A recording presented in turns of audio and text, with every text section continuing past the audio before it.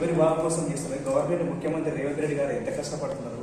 సర్కార్ దవాఖానలో ప్రజలకు ప్రజా వైద్యం అందాలని ప్రజాపాలనలో వాళ్ళు నిర్విరామంగా పనిచేస్తున్నారు. ఇక్కడ మంత్రి గారు పొన్నం ప్రభాకర్ గారు అయితే రోజు కనీసం 18 గంటలు పనిచేస్తున్నాడు. ఇదంతా ఎవరి కోసం చేస్తున్నారు? అంత కష్టపడితే కూడా సర్కార్ దవాఖాన డాక్టర్ ఉండరు. సర్కార్ దవాఖాన ఇలాంటి నిర్వినియోగం కరెంటు ఉచితంగా గవర్నమెంట్ ఇస్తుంది కావచ్చు, కానీ ఎంత ప్రజా ఆదాయం నష్టం జరుగుతుంది ఒకసారి ఆలోచించండి. డాక్టరు సూపరింటెండెంట్ గారు లేరు, సూపరింటెండెంట్ సార్ లేరు, అయినా కానీ ఫ్యాన్ నడుతుంది, ఏసీ నడుతుంది, రూమ్ తీసుకుంటుంది.